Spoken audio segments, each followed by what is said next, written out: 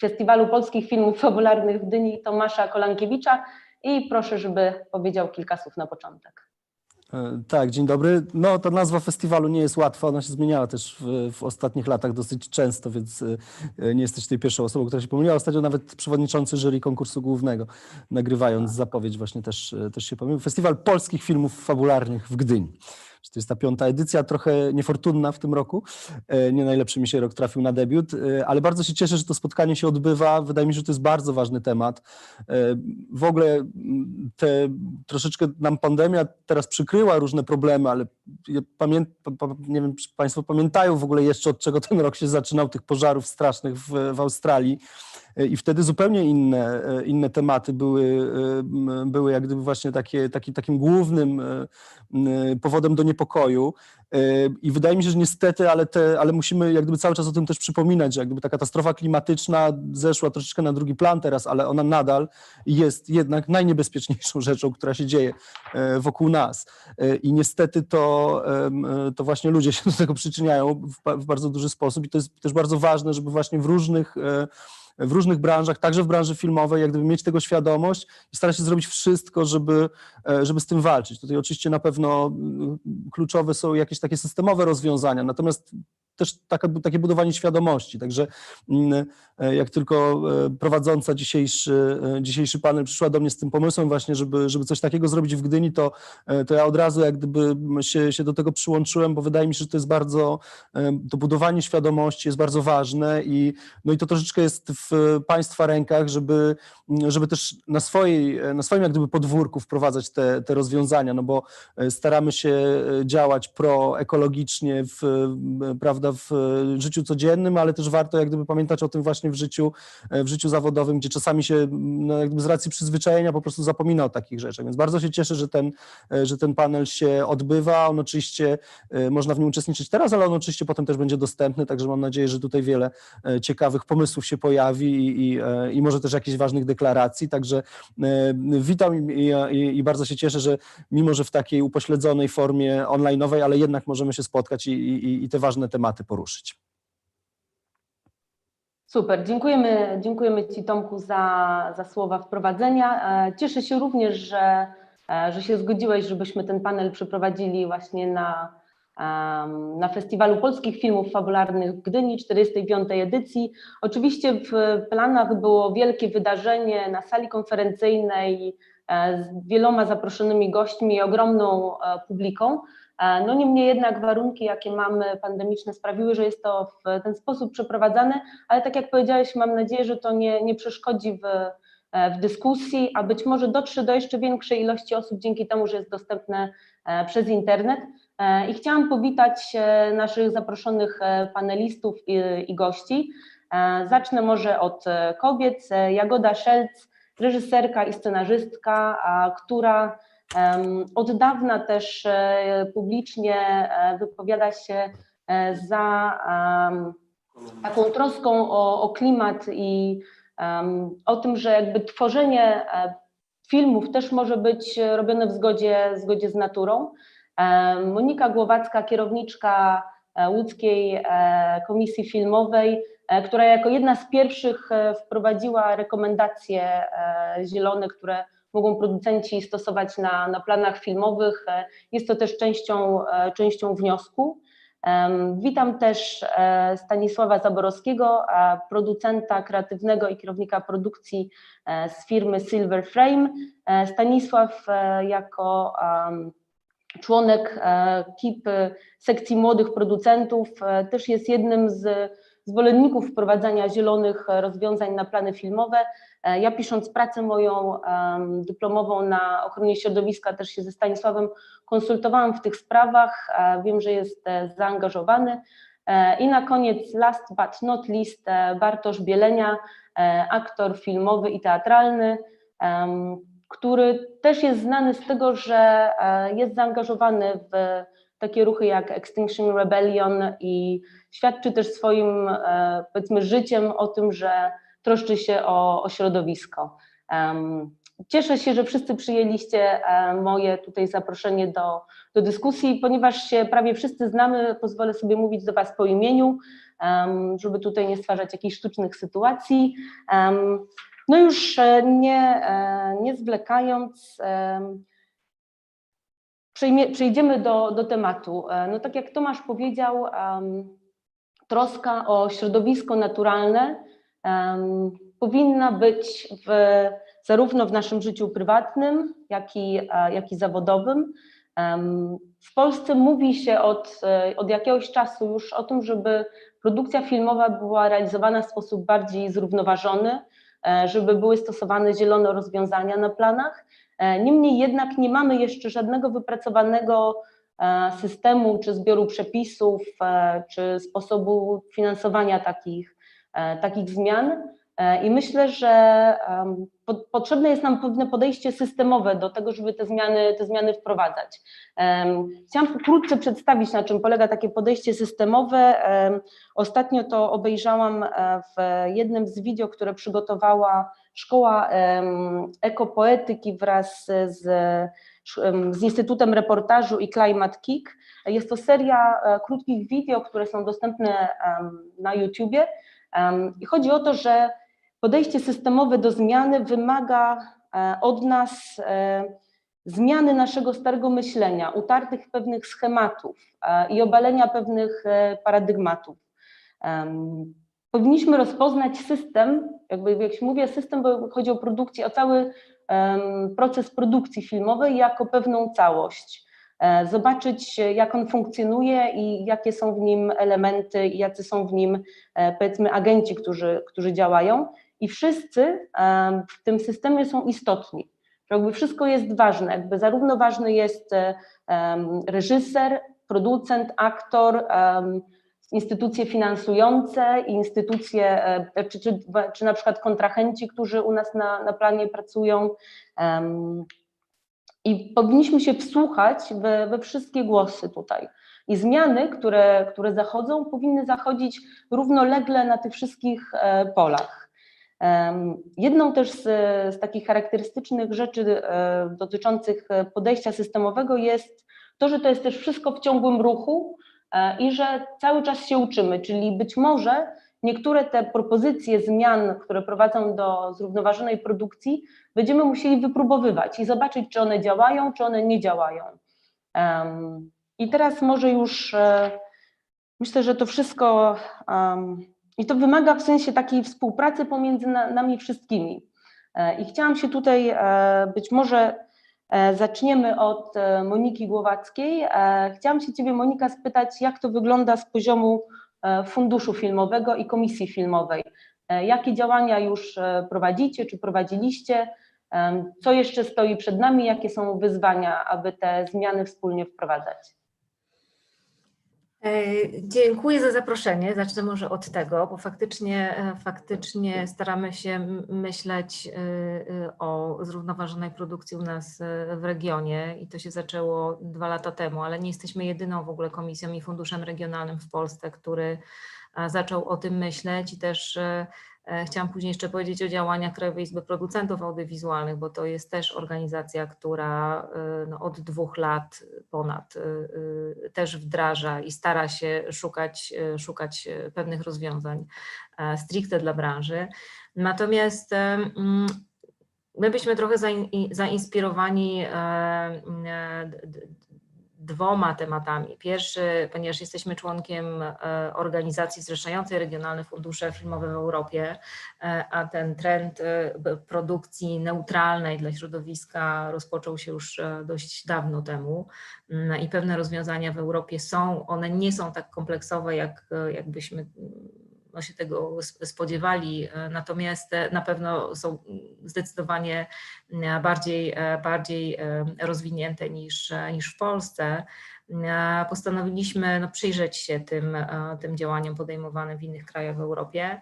Z drugiej strony obserwacja jako Komisja Filmowa tego, co się dzieje na planach zdjęciowych i tego, jak niestety dużo plastiku funkcjonuje na planach, zwłaszcza serialowych i gdzieś brak tej świadomości trochę i brak takiej odpowiedzialności, zmotywował nas do tego, że warto o tym myśleć bardziej kompleksowo i tak jak powiedziałaś, bardziej systemowo, bo być może takie stworzenie wytycznych i ukierunkowanie producenta na to, na co warto zwrócić uwagę, no, będzie dla niego po prostu pomocne. Dlatego opracowaliśmy ten pakiet, o którym wspomniałaś, takich guidelinesów, czyli wytycznych bardzo miękkich, w jaki sposób przeprowadzić ten cały proces produkcji od samego początku po postprodukcję w sposób taki bardziej zrównoważony. Uwzględniliśmy faktycznie we wniosku jako pierwsi też odniesienie do tych guidelinesów, czyli staramy się zbadać, czy te wstępne deklaracje składane na etapie aplikowania o środki z funduszu faktycznie finalnie będą zrealizowane. Te dane dopiero przed nami, żeby pozyskać, ewentualnie udostępniać później, ale no one też mają nam odpowiedzieć po prostu na pytania. Po pierwsze, już z tego pierwszego roku widać, jakie jest podejście producentów od takiego bardzo luźnego i takiego, widać, że no nie ma tych aspektów proekologicznych, po bardzo szczegółowe rozpisanie na każdym etapie produkcji bardzo konkretnych działań, co jest bardzo, bardzo optymistyczne i motywujące. Natomiast, tak jak powiedziałam wcześniej, też jako Krajowa Izba Producentów Audiowizualnych, ponieważ w ramach KIP-y działa sekcja funduszy regionalnych i komisji filmowych, ale ja też jestem w zarządzie KIP-y, od 2 lat staramy się organizować też wspólnie takie działania edukacyjne i tutaj dzięki też współpracy z Rzeszowską Agencją Rozwoju Regionalnego, która była członkiem takiego dużego projektu Green Screen, udało się zorganizować 2 takie szkolenia z udziałem ekspertów właśnie z Francji, z Belgii. No i też powstała taka broszura właśnie dotycząca dobrych praktyk i też uwzględniająca te guidelinesy takie ogólne. Także to nam się udało wdrożyć. Składany był również wniosek do ministerstwa już na takie działania bardziej kompleksowe.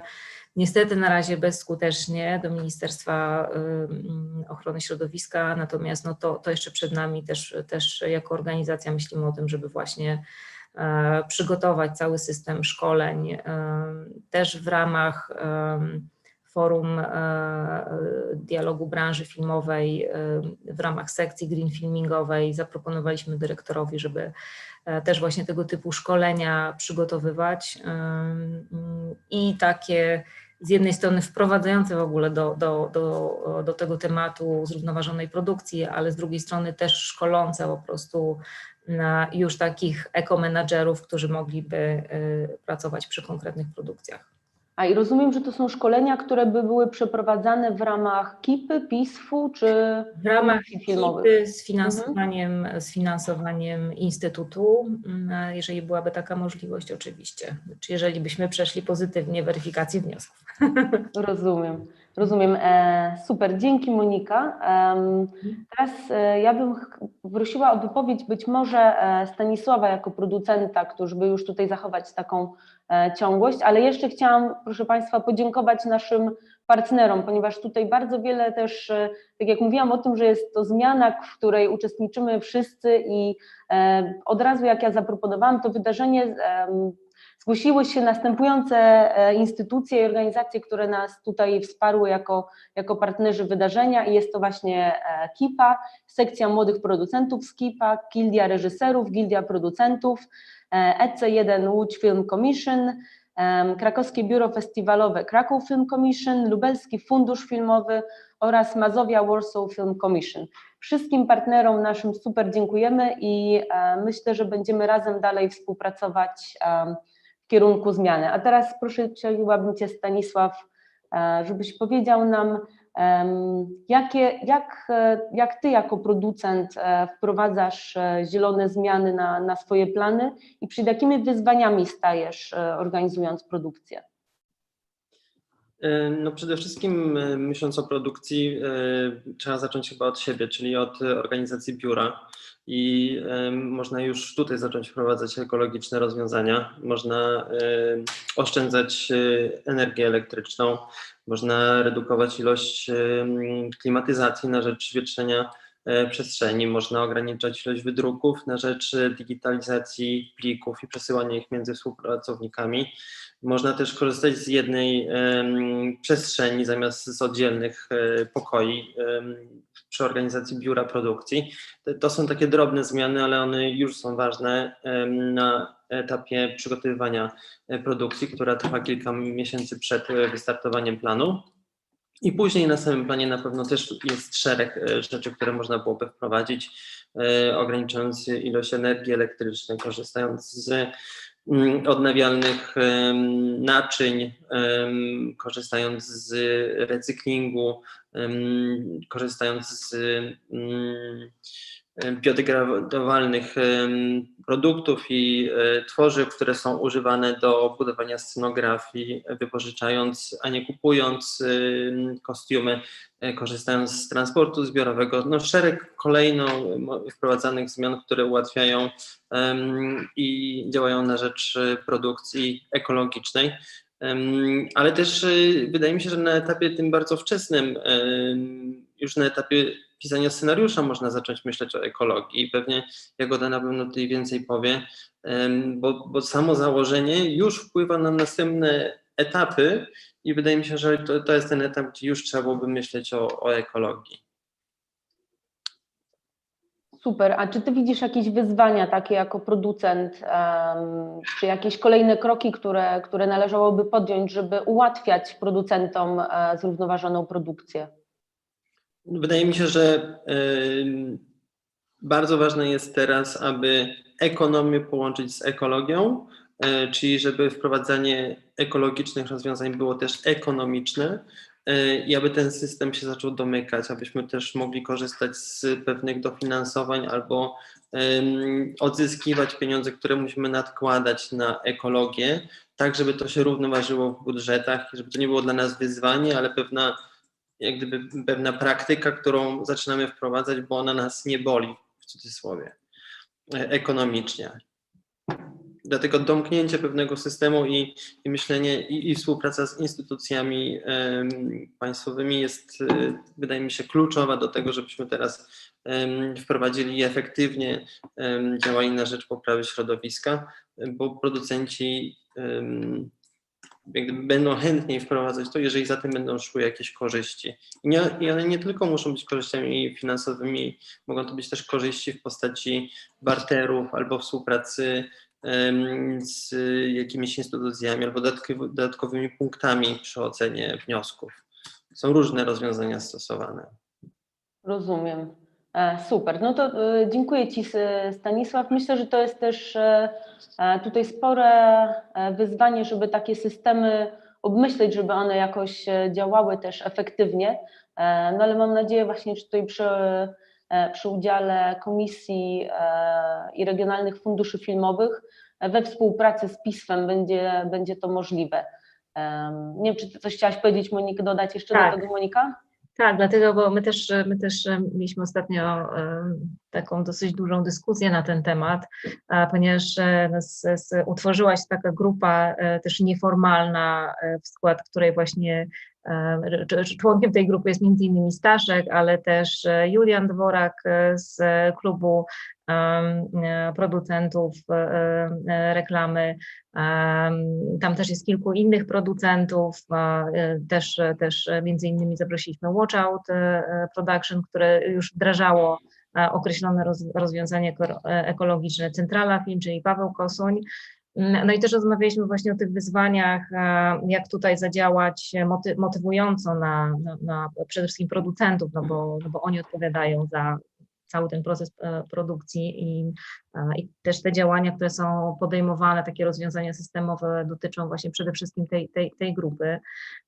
Natomiast z jednej strony takim motywatorem faktycznie może być narzędzie twarde, takie finansowe, czyli w momencie, kiedy producent chce otrzymać 100% dofinansowania z funduszu regionalnego, czy na przykład z Instytutu Sztuki Filmowej, no to musi wykazać, że przeprowadził tą produkcję od początku do końca właśnie przez te rozwiązania proekologiczne.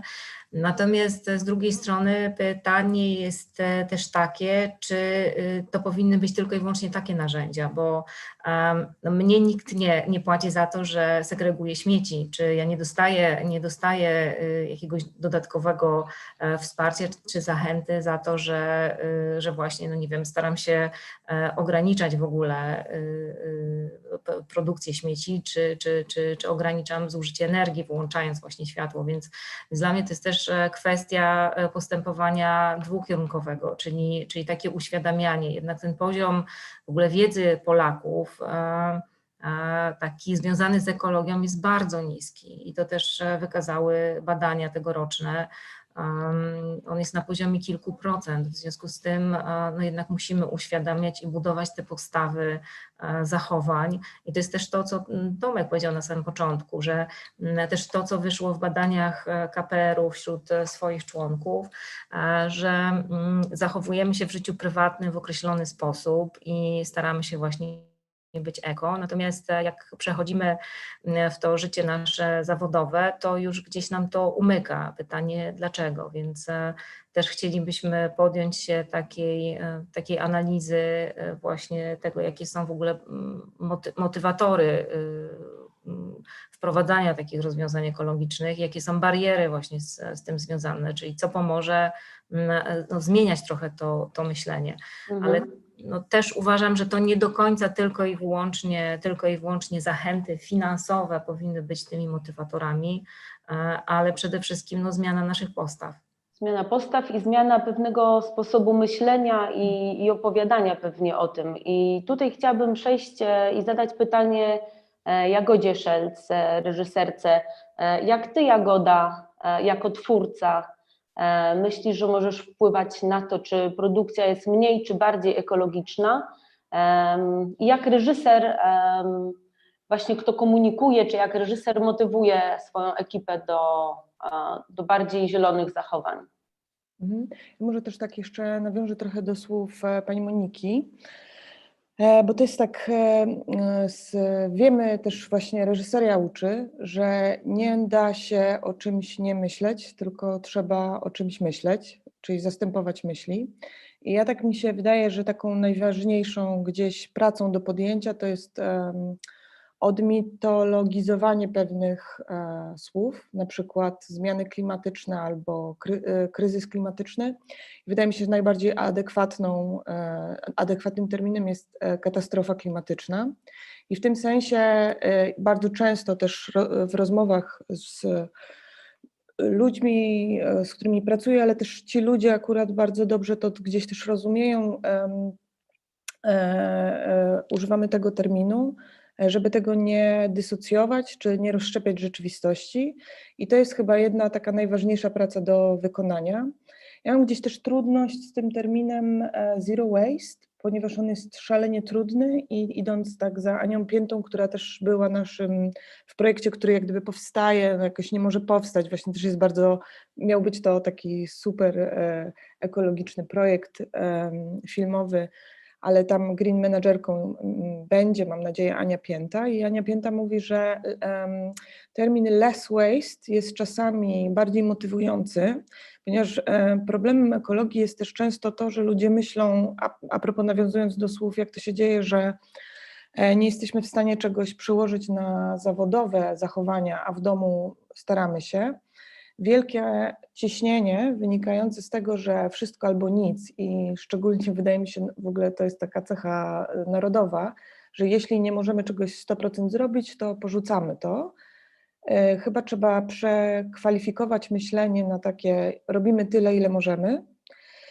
I tutaj właśnie może nawiążę już do tej działki, za którą ja jestem odpowiedzialna. To znaczy oczywiście są takie ruchy, które są super ważne, czyli nieużywanie plastikowych talerzy czy kubków, bo to jest takie proste, chociaż pandemia teraz też trochę cofnęła nas w tym myśleniu o plastiku. Pandemia, która nawiasem mówiąc jest wynikiem katastrofy klimatycznej. Więc jeżeli chodzi o moją pracę, no to tak, Stanisław ma rację, oczywiście to są decyzje na poziomie podjęcia już na etapie pisania scenariuszy.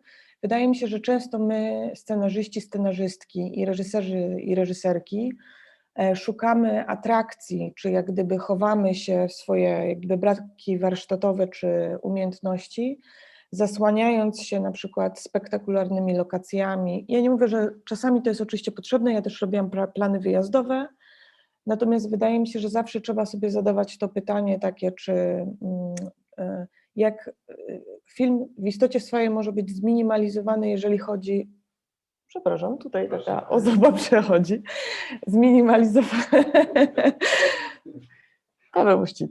zminimalizowany, jeżeli chodzi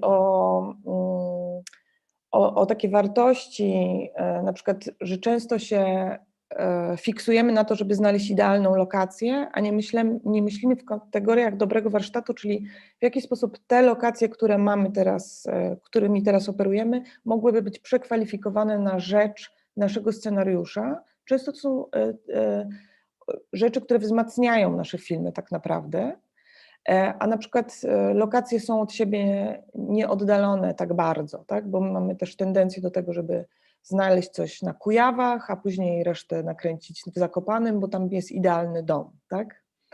I to są jedne z takich rzeczy. Wydaje mi się, że druga rzecz to są próby, które gwarantują, ponieważ jak myślę sobie na przykład właśnie o śladzie węglowym, to często to, co my na przykład prokurujemy, to jest takie w tym sensie trochę mało romantyczne, nie? Że nasze ruchy proekologiczne reżyserek i reżyserów to jest po prostu dobre przygotowanie do pracy, nie robienie nadgodzin, nie męczenie ludzi, nie świecenie bez sensu, nie dokręcanie, nie robienie dokrętek, czyli jak gdyby precyzyjne przygotowanie swojej pracy w taki sposób, że nie nadużywamy sprzętu, ludzi, benzyny i to jest super ważne i nie mogę jak gdyby przestać podkreślać tego, jak bardzo, znaczy to jest coś takiego, że jak czegoś nie zrobisz, to trochę nie masz satysfakcji, że coś zrobiłeś. Jak nie zrobisz śladu węglowego, to trudno być, raczej jesteśmy tak nauczeni też systemowo, że jesteśmy dumni, bo coś zrobiliśmy, a nie dumni, bo czegoś nie zrobiliśmy złego. Więc to jest też ta trudność taka psychologiczna. Na pewno komunikacja w tym pomaga, czyli jeszcze raz, warsztat reżyserski, bo im lepiej się komunikujesz, szybciej, lepsze tworzysz zespoły, ludzi, którzy są w sposób zgrany, pracują, nie są zestresowani, tak? To ci ludzie pracują lepiej, wydajniej i dochodzi do mniejszych pomyłek. Te rzeczy można wesprzeć bardzo prostą rzeczą, spotkaniami produkcyjnymi, to znaczy to jest etap w pracy, który się nazywa budowanie relacji. Spotykasz się tak często z ludźmi, z którymi pracujesz, że oni doskonale wiedzą, co zrobicie, to znaczy plan jest tylko na kalkulację czasu, a to nie kosztuje nic, czyli spotkania, w których umawiacie się na to, co zrobicie, próby są też po to, ponieważ to nie kosztuje nic. Natomiast wszystko później, wszystkie twoje nieprzygotowania, czy jak gdyby improwizacje w złym tego słowa znaczeniu kosztują środowisko. Dobra, chyba już tu... Dobrze, tak, możemy tutaj na razie zatrzymać rolę reżysera. No i teraz jeszcze na koniec tej rundy chciałam skierować to pytanie do Bartosza.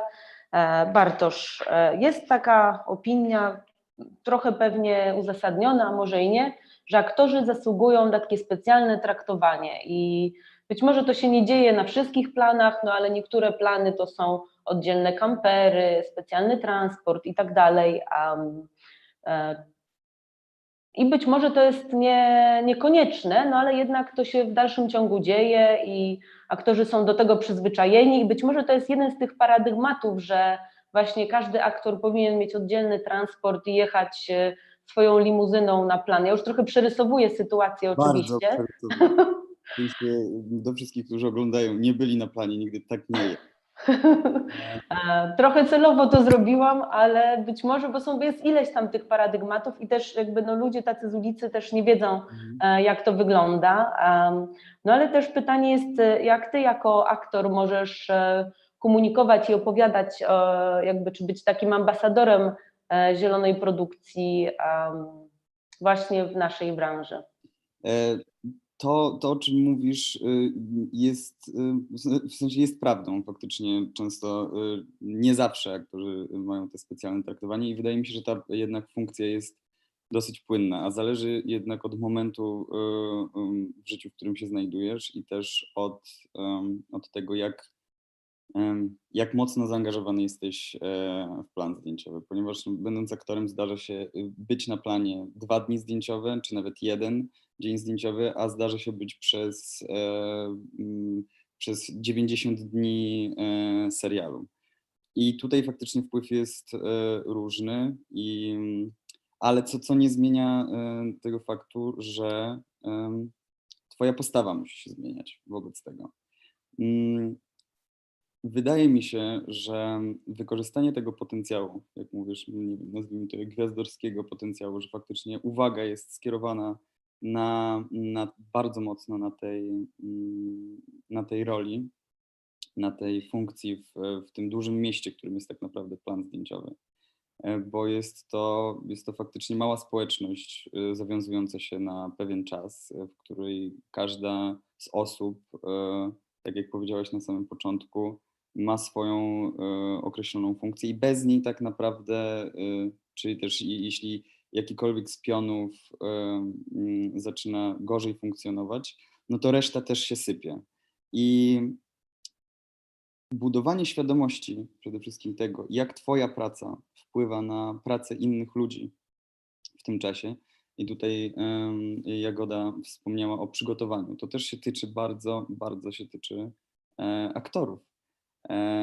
Ponieważ dobre przygotowanie, oczywiście wspaniała improwizacja i wolność twórcza jest ciekawa, płodna, interesująca, ale też tutaj budowałbym tę świadomość i przypominał i sam myślał też o tym, że każdy nieudany take ze względu na to, że jesteś nieprzygotowany, nieskupiony, nieobecny, czy też nie miałeś tego w ogóle w świadomości, jest czasem, który pochłaniasz ty jako jednostka i to jest ogromny wpływ, bo robisz to jako ty jednostkę. To jest jakby koszty twoich błędów są dużo większe i my jako aktorzy w ogóle nie zdajemy sobie sprawy, tak mi się wydaje.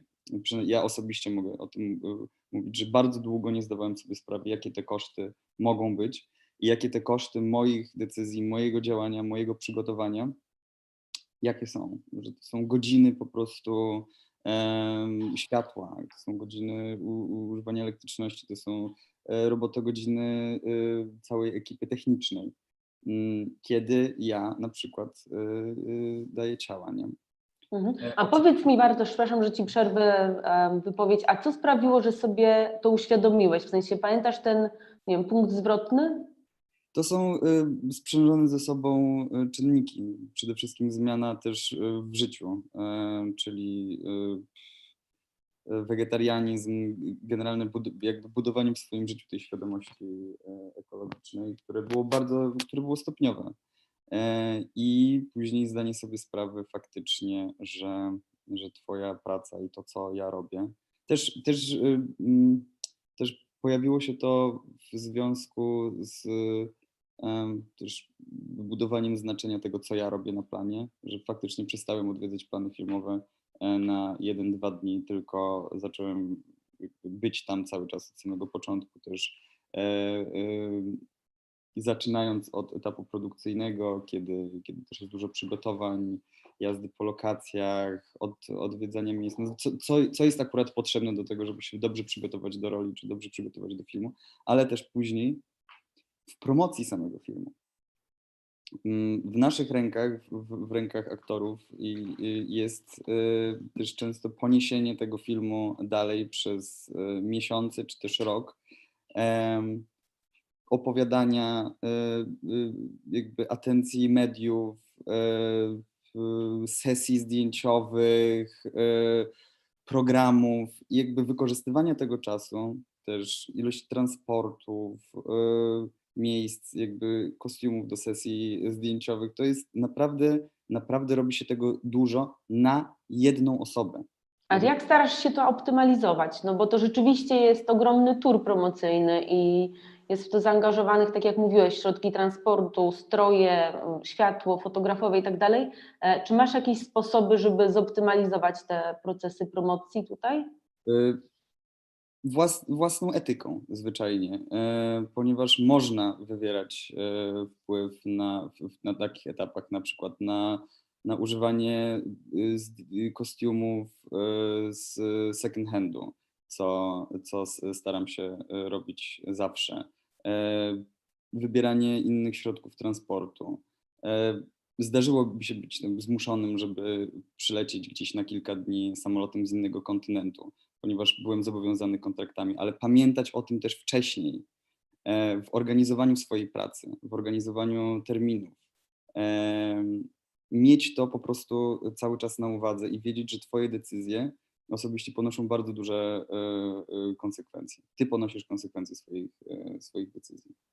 Ale ja myślę też, że Bartek, tę funkcję, która jest najważniejsza, to jest też to, że on z nas wszystkich ma jak gdyby największą tubę do tego, żeby, ponieważ jest rozpoznawalny i to Bartek też robi, żeby przede wszystkim edukować, jak gdyby mówić, że właśnie że on, bo też Bartek wspomniałeś o tym, że dieta wegetariańska, no to są takie najważniejsze rzeczy, które leżą po stronie aktorów, chyba raczej ja bym ich nie obciążała jak gdyby tym, żeby oni myśleli, jak zmniejszyć ślad węglowy, nie? No bo to są rzeczy, za które bardziej ja ze Stanisławem, z panią Moniką jesteśmy jakoś gdzieś odpowiedzialni, nie? Tak, myślę, że tutaj przechodzimy też naturalnie do kolejnego pytania. Przepraszam, że wam wchodzę w słowo, ale być może odpowiedź będzie właśnie no to pytanie, jak komunikować i jak motywować ludzi i możemy teraz rundę odwrotnie zacząć właśnie od Bartosza. Na przykład takie możliwości są w zapisach w umowie, na przykład ze strony aktorów. Można walczyć o takie rzeczy. Oczywiście jest to trudne, kiedy zaczynasz swoją drogę aktorską, no bo jak starasz się o pracę no to i dostajesz swoją pierwszą umowę, no to trudno ci wpychać tam zapisy o tym, że nie możesz używać kosmetyków testowanych na zwierzętach, czy też musisz mieć 3 wegetariańskie opcje i twój kamper musi mieć panele słoneczne, czy być zasilany z odnawialnych źródeł energii. Nie, ale możesz to robić. W sensie to też nie mówię, że nie powinno się o to walczyć. Na przykład tak jak nieużywanie kosmetyków testowanych na zwierzętach. Jest to rzecz niby niewielka, a jednak moim zdaniem wprowadzająca ogromną zmianę, ponieważ okazuje się, że nagle można to robić i inne osoby po prostu korzystają z tego, nawet nie wiedząc często. Super. Jagoda, dzięki Bartosz, jak ty komunikujesz ekipie, ty już też dużo o tym powiedziałaś, ale jak ty komunikujesz ekipie właśnie zieloną postawę i produkowanie w sposób bardziej zrównoważony i też jak motywować właśnie ludzi do naśladowania czy jakby przyjmowania tych postaw na planach czy w trakcie realizacji filmowej, jakby na przestrzeni całej właśnie produkcji. Jak rozmawiasz, nie wiem, z producentami na przykład, czy z ekipą?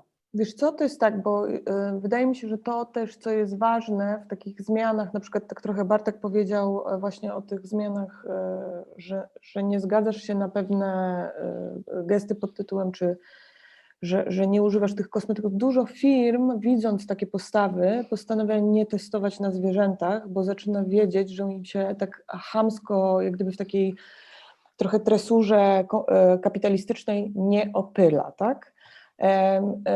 I w tym sensie ktoś kiedyś powiedział, że najlepsza zemsta to jest udane życie, i trochę też nawiązując do słów pani Moniki, że to jest tak, odmitologizowanie tego, że plany ekologiczne mogą być tańsze, bo na razie producenci chyba się też bardzo boją, że są droższe. Ja jakoś tak zawsze myślę o tym, że ludzie potrzebują po prostu, bo są tak okablowani potrzebują być dumni i to jest okej. Trochę się nas tego nie uczy i wydaje mi się, że chyba raczej wspierać ludzi, z którymi się pracuje i swoich producentów też bardzo wspierać, że oni podejmują decyzje, które są super moralne, którymi się można chwalić. Coś jest z tym słowem takiego, że w Polsce ono jest jakieś takie jakby...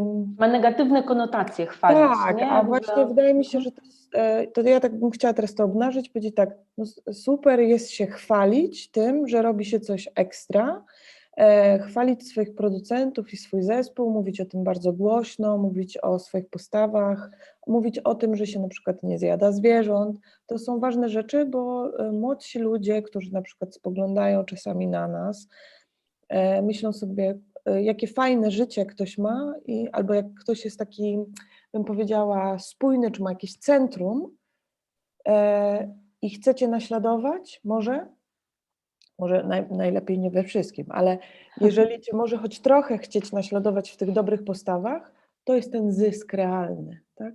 I wydaje mi się, że to chciałabym powiedzieć. Super. Ja nie wiem też, czy to nie jest, czy to nie są też takie te paradygmaty, z którymi musimy się uporać w tym naszym starym myśleniu właśnie, że plan, czy to jest do sprawdzenia być może, że plan ekologiczny to będzie plan droższy i że na przykład, że grip musi jeść codziennie mięso. Wiesz, z czego to wynika? Z takiego mitu, że ludzie w ogóle lubią uspójniać, że jakiś plan jest droższy od jakiegoś planu.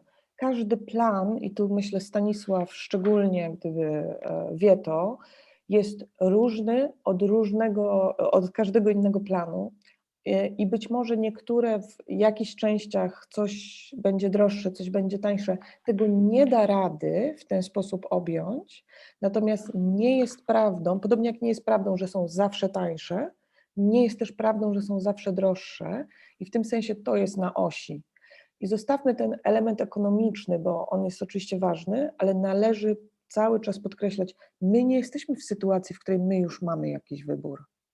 My jesteśmy w dobie takiej absolutnej katastrofy, że my się już naprawdę nie musimy niczego bać, bo przyszłość jest słabo, ją widzę i w tym sensie powinno nas, znaczy możemy już mieć odwagę. No tak, no nie zostało nam nic innego, szczerze mówiąc. Stanisław, jak to wygląda z punktu widzenia producenta? Czy ty masz już tę odwagę, jak ją komunikujesz ekipy? Jak jest, jak chcesz realizować właśnie film w sposób zrównoważony?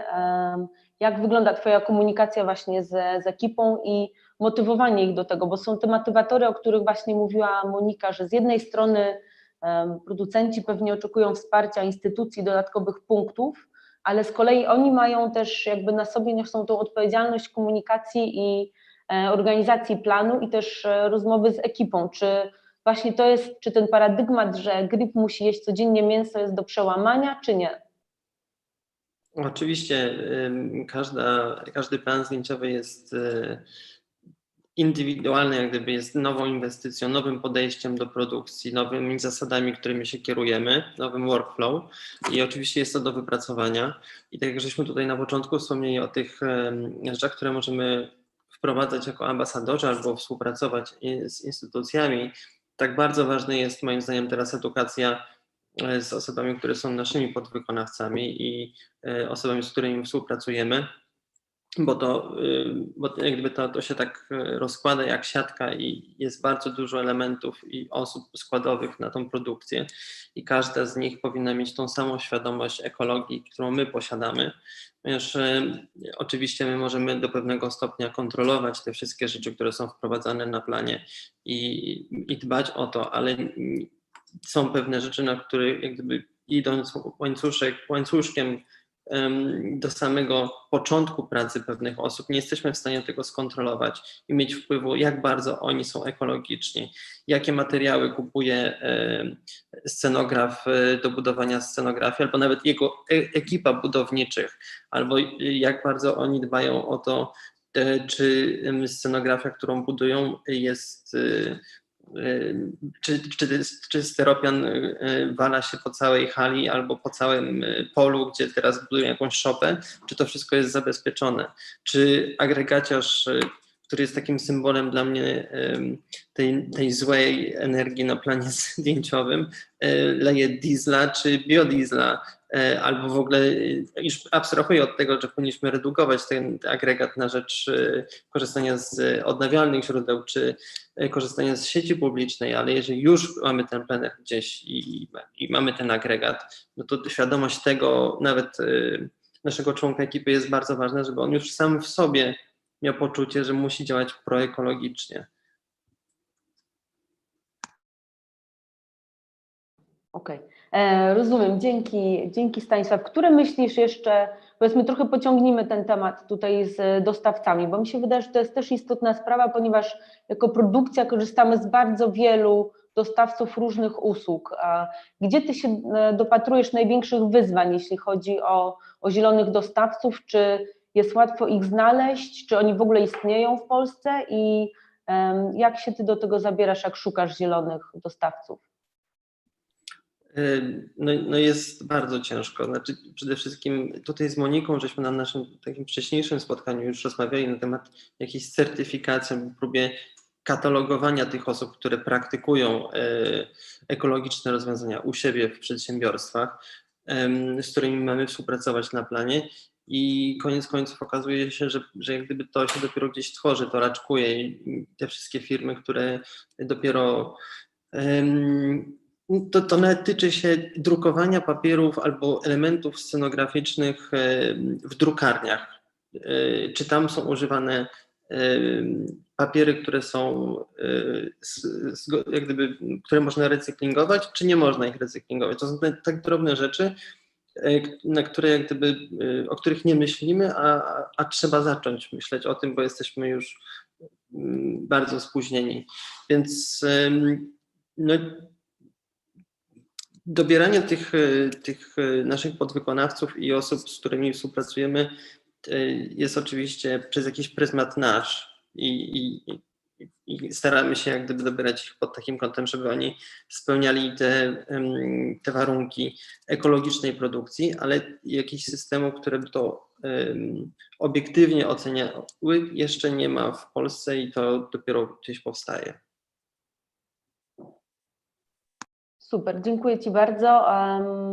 Monika, jak fundusze regionalne mogą wspierać producentów raz w komunikacji, czy być może dodatkowych punktach za ekologiczne rozwiązania na planie i czy mogą też na przykład pośredniczyć w pozyskiwaniu zielonych dostawców, czy jakiejś takiej optymalizacji produkcji w stylu podpięcie się do sieci energetycznej publicznej, bo z tym wiemy, że niektórzy producenci chcieliby już to stosować, ale w dalszym ciągu to jest jakoś problematyczne, jest dużo papierkowej roboty. Czy są już pewne pomysły na rozwiązania, które mogłyby ułatwić producentom zielone działanie?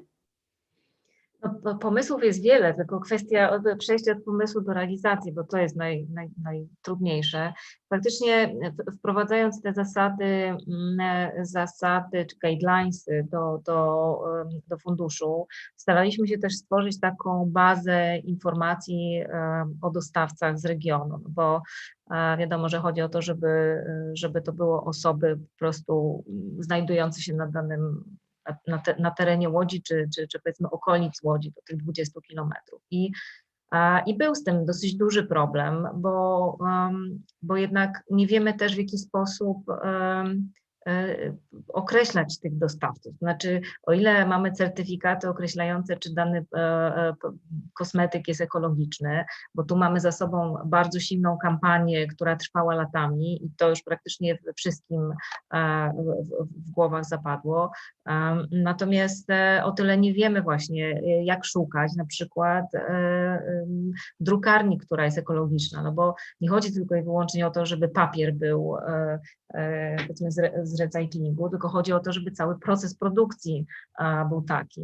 Pamiętam rozmowę z Pawłem Kosuniem na ten temat, który mi powiedział, że on szukał takich drukarni i je znalazł w końcu za granicą, znaczy w Polsce nie było żadnej takiej, więc to jest też kwestia tutaj współpracy, czy to z uniwersytetami, czy właśnie z takimi jednostkami, które po prostu są w stanie nam podpowiedzieć też, jak dokonywać takiej oceny, czy dany dostawca jest faktycznie ekologiczny, no bo to można rozpatrywać na bardzo wielu płaszczyznach, tak jak rozmawialiśmy też z Tomkiem Morawskim i ze Staszkiem o tym, że moglibyśmy wprowadzać jako komisja filmowa takie rozwiązania bezpośredniego wpięcia się, powiedzmy, w sieć energetyczną, czy na przykład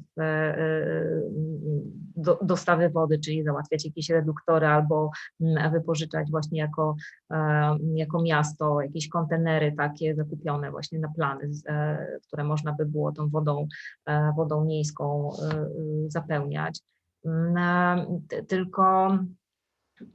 Tylko to są oczywiście dosyć skomplikowane procesy, które oczywiście nam pewnie chwilę zajmą, ale o takich rozwiązaniach jak najbardziej myślimy. Pytanie jest też o to, czy to jest wystarczające, więc na pewno gdzieś ta lekcja przed nami do odrobienia, czyli konsultacje na temat tego, jak budować po prostu tego typu bazy dostawców.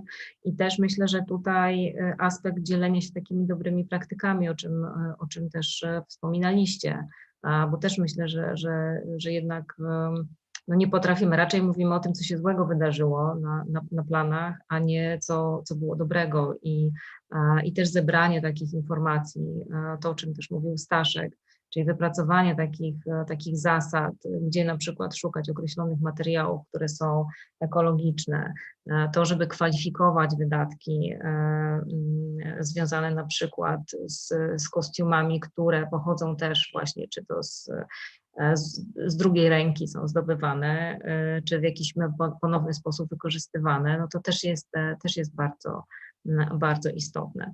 Oczywiście jako miasto też możemy wpływać na to, żeby korzystać na przykład z oferty firm, które dostarczają, nie wiem, rowery, tak, czyli zarządzają, powiedzmy, całymi tymi systemami też takiego transportu elektrycznego. A też rozmawialiśmy z firmami, które tutaj na terenie Łodzi taką działalność prowadzą. Nawet rozmawialiśmy o tym, żeby samochody dostawcze były samochodami w 100% elektrycznymi i żeby one były w jakiś sposób na warunkach preferencyjnych po prostu udostępniane ekipom filmowym. Więc to jest wszystko jak najbardziej do wypracowania i to myślę, że jest zadanie do odrobienia przez miasta. Natomiast no to jest pewnie jakaś też część naszej pracy, ale to, o czym powiedziałam wcześniej, że to też, o czym wy mówiliście, że to już jest na etapie de facto tworzenia scenariusza, czyli o tym trzeba zacząć myśleć od samego początku i o tym też jest mowa chociażby w systemie certyfikacji zrównoważonej produkcji, tak zwanym Green Filmie, który został wprowadzony przez Trentino Film Commission i który teraz zaczyna być adoptowany przez inne regiony w Europie, bo tam tak właściwie tymi 2 dokumentami bazowymi to jest dokument związany właśnie z transportem, jako tym największym obszarem wpływu na środowisko no i w ogóle przygotowanie produkcji pod kątem przemyślenia wszystkich etapów, w jaki sposób właśnie ograniczać zużycie, emisje. Super, dziękujemy Ci, Monika. Mamy nadzieję, że współpraca tutaj zarówno z PISF-em, jak i ze wszystkimi komisjami i funduszami filmowymi właśnie przyniesie takie efekty w postaci wypracowania jakiegoś systemu u nas polskiego. Czy to będzie system inspirowany właśnie tymi sposobami z Trydentu, innymi na świecie, to się jeszcze okaże, chociaż ten Studentu jest całkiem niezły. Jagoda, ty jeszcze chciałaś coś dodać, tak? Ja chciałam jeszcze tylko coś jeszcze, wydaje mi się dosyć ważnego, chociaż wydaje się bardzo malutkie powiedzieć, bo to jest tak, że my trochę antagonizujemy naszych kolegów i koleżanki z GRIP-u i z oświetlenia jako zawsze tych takich, co tam jedzą mięso. Nie, ja nie chciałam tego robić. Nie, tylko w ogóle nie, tylko ja mówię o tym, nie no, bo tak się zawsze mówi, dobra, no ale czy ludzie, którzy bardzo ciężko pracują fizycznie, tak, czy że ich można przekonać. Więc tak, ja chciałam powiedzieć tak, ja to wiedziałam, że to jest no problem w Szwecji na planie, na którym byłam, i teraz jak to się robi? To się bardzo prosto robi właśnie przez komunikację, czyli na przykład, żeby ludzi namówić do diety wegetariańskiej na planie czy wegańskiej, nie mówi się im, słuchajcie, będzie dieta wegetariańska i wegańska na planie, bo to jest nieuczciwe, bo oni mogą mieć swoje jakieś trudności z rozumieniem tego czy obawy, tylko po prostu robi się im test drive i na przykład się im pokazuje, jak dobre to może być i w ten sposób tak wygląda komunikacja absolutnie na każdym levelu, to znaczy jak rozmawiasz z ludźmi, pytasz się ich, czy to jest ok i proponujesz im, pokazujesz, że to jest ok, a nie mówisz im, że coś będzie ok, bo wychodzisz z pozycji kogoś, kto wie lepiej. Tak podejrzewam, pewnie wygląda podobna sytuacja właśnie w rozmowach z miastami i tak dalej, że można tylko przez przykład to pokazać. I jeszcze tylko dodam, że na tym planie w Szwecji, na którym byłam, byli polscy oświetlacze i były to chłopaki, które jedzą mięso. I pamiętam, że na tym planie jedzenie było tak pyszne, że wszyscy rozmawiali cały czas tylko o tym, co będzie na obiad. Więc jakby pozytywne motywacje.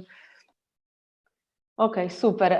Bartosz, chciałeś coś dodać, no? Tak. Pozdrawiam chłopaków z cateringu Beros, gdzie na początku mieliśmy w zasadzie tam głównie mięso, potrawy, a w miarę planu u Kuby Razowskiego, którego też pozdrawiam, u którego nie trzeba się niczym martwić, jeśli chodzi o ekologię, to już wszyscy praktycznie jedliśmy wegetariańsko, bo chłopaki po drodze sami inwencją swoją, wyobraźnią i staraniami robili tak pyszne rzeczy, że też tylko gadaliśmy o tym, co będzie na obiad. Więc nie trzeba też daleko jechać, da się u nas po prostu. Da się w Polsce. A mam pytanie, czy chłopaki z cateringu zostali zainspirowani właśnie przez osoby, które pytały się o wegetariańskie jedzenie, czy to wyszło właśnie od członków ekipy, czy od producenta, czy od cateringu? Jak ten proces wyglądał? Bardzo dużo w różnych pionach, po kilka osób, wegan i wegetarian.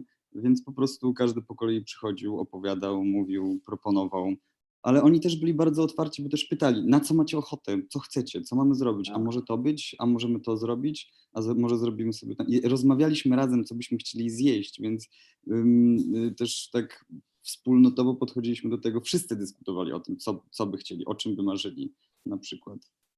Systemowo żeście podeszli do problemu. Tak, a oni byli otwarci i po prostu słuchali naszych propozycji i próbowali, też nie bali się próbować, nie? Zdarzało się, że był jakiś obiad, który się nie trafił, no ale to komu się nie zdarza przez 2 miesiące. Takie fantastyczne narzędzie w ogóle w pracy z ludźmi, one jest niebywałe, pytać się. No to jest naprawdę super. Myślę, że to jest też kolejny paradygmat, który tutaj przełamujemy o tym, że no czasami tak się mówi, że catering to jest niedobre. Ja się spotkałam naprawdę z wieloma reżyserami, no spotkałam się z takim czymś, z takim stwierdzeniem, że no jednak nawet jak pani z cateringu próbuje gotować wegetariańsko, to są te same kluski i mączne produkty, no bo zdarzają się takie plany, ale to jest do przełamania ten paradygmat właśnie tymi świadectwami, które wy tutaj dajecie o tym, że nawet w trakcie zdjęć, jeśli ktoś ma chęć i wychodzi z inicjatywą, to jest to w stanie przemienić, prawda, na pyszne wegetariańskie i wegańskie jedzenie. Czy jeszcze, słuchajcie, zbliżamy się do końca naszej dyskusji. Może taką rundę podsumowującą, parę minut dosłownie zrobimy. Jak widzicie przyszłość? Jakieś takie słowo na cały rok. Mam nadzieję, że będzie więcej tych wydarzeń zielonych, ale jak teraz, co w najbliższym czasie możemy zrobić, żeby ten kierunek, żeby ten wektor zmiany był coraz silniejszy i dłuższy. Jebać PiS. Jebać PiS. Stanisław, Monika? Słuchajcie, no my jesteśmy instytucją podległą ministrowi, więc pozwólcie, że ja do merytoryki przejdę. Super, dawaj. Znaczy my na pewno będziemy myśleli bardziej jeszcze intensywnie o tym, żeby jednak starać się wprowadzać takie rozwiązania, wiecie, dedykowane producentom i żeby z jednej strony, znaczy z jednej i z drugiej strony tworzyć narzędzia jako miasto i też dawać takie propozycje innym regionom, czyli to, o czym już powiedziałam, czy tak jak działać. Mam nadzieję, że może będziemy takim Hamburgiem kiedyś w przyszłości, czyli tworzyć taką specjalną kartę i dawać tutaj określone też korzyści z tytułu tego, że produkcja faktycznie jest bardziej pro-eko. Też na pewno jako KIPA szkolenia, jeszcze raz szkolenia. Chcielibyśmy się wpiąć w ten system Green Filmu, bo on też będzie, czy też uważam, że wpinanie się w systemy takie funkcjonujące już w Europie będzie bardziej korzystne dla producentów, zwłaszcza tych, którzy działają przy koprodukcjach międzynarodowych, a więc to na pewno będzie ułatwiało im pracę. No i też mam nadzieję, jako grupa postawiliśmy sobie za cel, żeby jednak wprowadzić te punkty dodatkowe w przyszłości. Pewnie 2021 to nie będzie ten moment jeszcze, ale 2022 to już jest ten czas, kiedy powinniśmy to po prostu zacząć robić. Także takie wyzwania przed nami, myślę. Super, dziękuję Monika. Stanisław jeszcze, a potem Jagoda. Jak najbardziej, jakby popieram Monikę, to też uważam, że wiedza, szerzenie wiedzy i szerzenie idei ekologii jest podstawą do zmian. No i oprócz tego współpraca z instytucjami, które będą wprowadzać i narzucać na nas jak gdyby odgórnie, dzięki czemu my będziemy to potem wprowadzać u osób, z którymi współpracujemy, dzięki czemu zamkniemy cały cykl. Super, dzięki. Jagoda. Działać wspólnotowo, co oznacza wspierać się, informować się, dbać o osoby, szczególnie osoby, które sobie teraz trochę trudniej radzą w pandemii. Dlatego, że jeśli stworzymy wspólnotę, to możemy, jest to platforma do wymiany informacji i do osadzania się pozytywnych wzorców też, prawda? Więc to też ma bardzo duży wpływ na to. Odmitologizowywać nieprawdy i mówić bardzo głośno prawdy. Super. To jest to, co będziemy robić. Bartosz, chciałbyś jeszcze coś dodać, czy? Zrzeszać się i działać, tak jak powiedziała Jagoda, wspólnotowo, bo w dużych grupach siła. Super i cieszę się bardzo i zamkniemy, mi się wydaje, tym stwierdzeniem, tym podsumowaniem nasze dzisiejsze spotkanie. Dziękuję Wam wszystkim za udział, dziękuję, że zaakceptowaliście zaproszenie do tego panelu. No i teraz po prostu zabieramy się do pracy. Padło tutaj bardzo dużo dzisiaj dobrych pomysłów, planów na przyszłość, też deklaracji i chęci współpracy, więc ja się będę starała też wykorzystać tę inercję i tak na koniec, jak przygotowywałam się do tego panelu, znalazłam też informację, że na przykład na Uniwersytecie Warszawskim została założona taka grupa robocza, właściwie taki zespół do spraw zmian klimatycznych. Ja będę chciała taki zespół założyć w środowisku filmowym do spraw zmian klimatycznych i do zespołu tego bym chciała zaprosić i wszystkich, i instytucje, producentów, reżyserów, aktorów, pion techniczny, scenografię, catering, żeby wysłuchać wszystkich, żeby wszystkich zainspirować do zmiany i żeby wspólnie te zmiany wprowadzać. I mam nadzieję, że wspólnie nam się uda zmienić polską produkcję filmową na zrównoważoną produkcję filmową. Dziękuję Wam wszystkim serdecznie. Dzięki, dobrego dnia.